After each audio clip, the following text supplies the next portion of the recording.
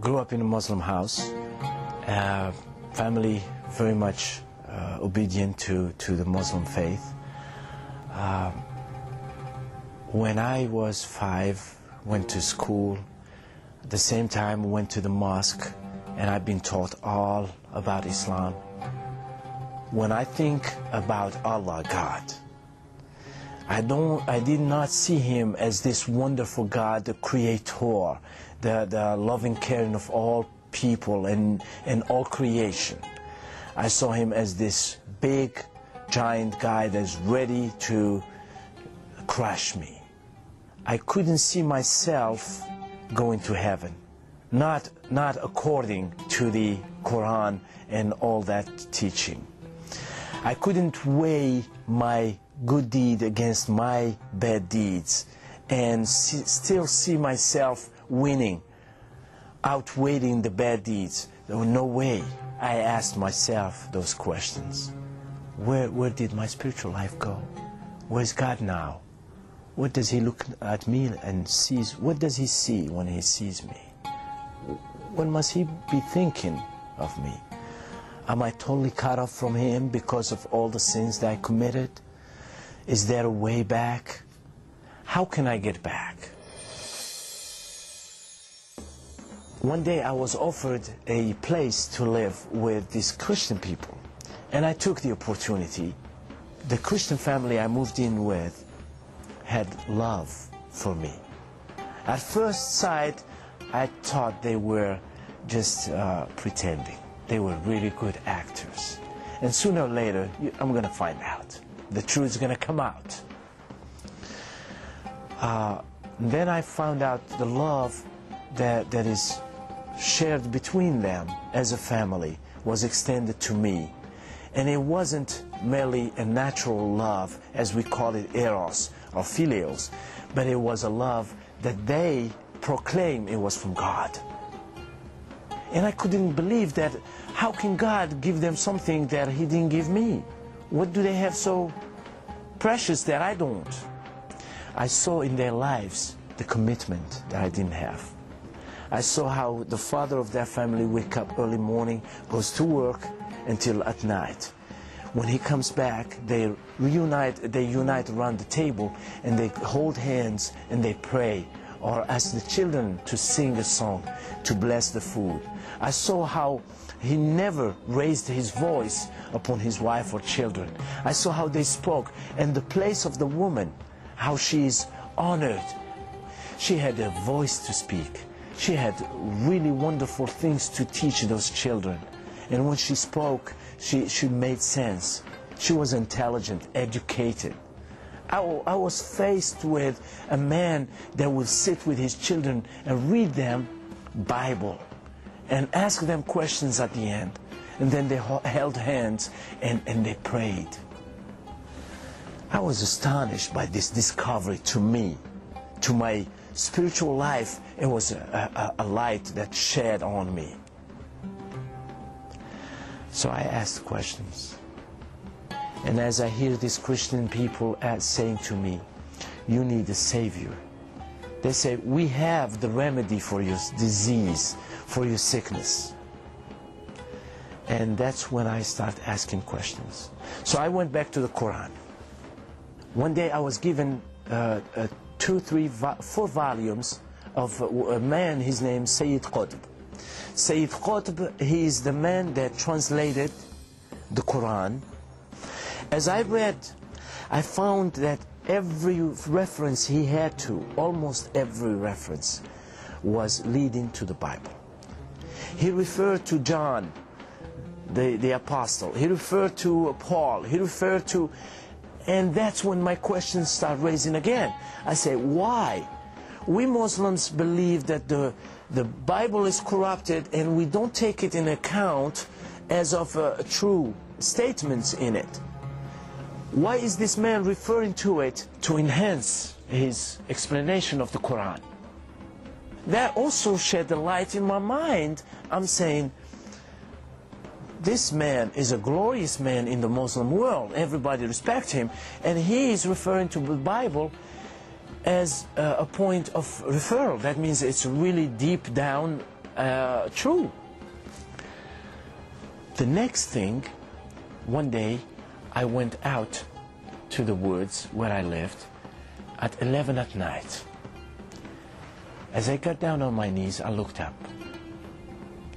I looked up to the sky and I say, God, if you're truly up there, I don't need to go. As you came to Moses and spoke to him, and to Jesus and to every one of the prophets, I want you to speak to me directly. I want you to show yourself to me. And this is my genuine question. Lo and behold, 30 days went by. The day I was moving out of that Christian home, I had mentioned to them on a Saturday, I am going to get my check on Monday out of the company I worked for, and I'm moving back where I came from. I don't think I'm going to follow you guys. I don't think I'm going to be Christian. It's not me. I'm Muslim.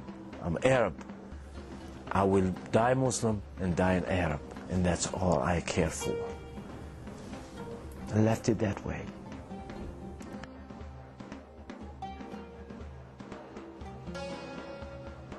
Nevertheless, Monday came.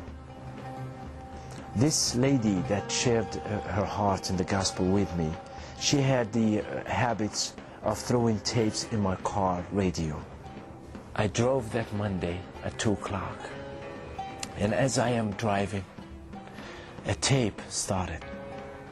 And usually I take those tapes and throw them in the back seat. And sometimes I listen to them. But I've never had the man speaking in that tape. I felt him directly speaking to me that time.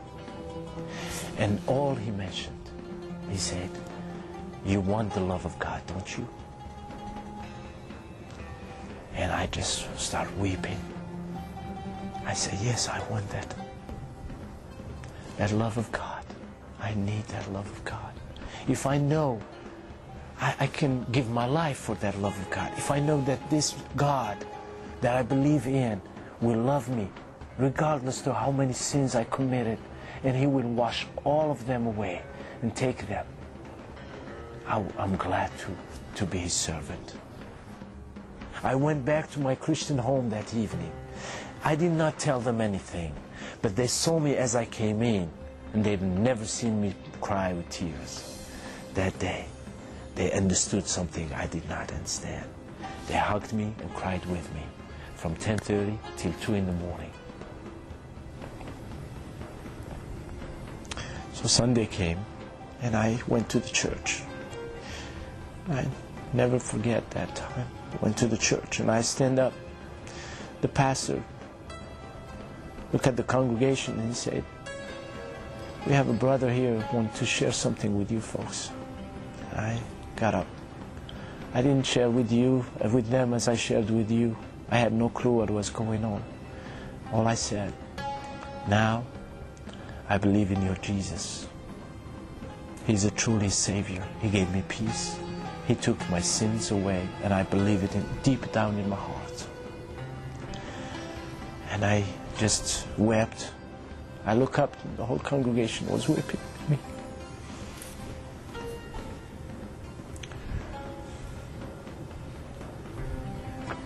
And one day, the sister that led me to the Lord with her husband, her brother died, and I went to their funeral. And after the funeral, they had a gathering where to feed the people, the strangers, the people that are coming from far. And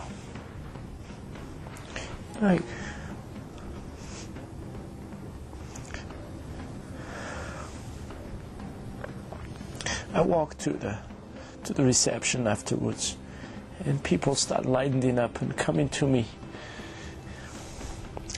And they shake my hand and they said, you must be TJ. I say, yes. They give me a hug and they whisper, I've been praying for you. And after 5 and 10 people, 20 people saying that to me, I knew that God did not save me because of me, but because of the prayers of those people. And, 6 months later, I was in a Bible university.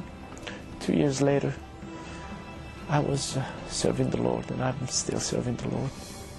I went to the mosque where I used to pray, and I looked at the Muslims, and I saw what they're struggling with, merely doing what they're supposed to do, what they're taught to do, duty after duty. Nothing comes from the heart. There is nothing to change that heart. You can't give love when you don't have it. You can't have peace and give it and share it when you don't know what peace means. And yet you say, Assalamu alaikum, peace be upon you all the time. And yet there is no peace in your heart to give.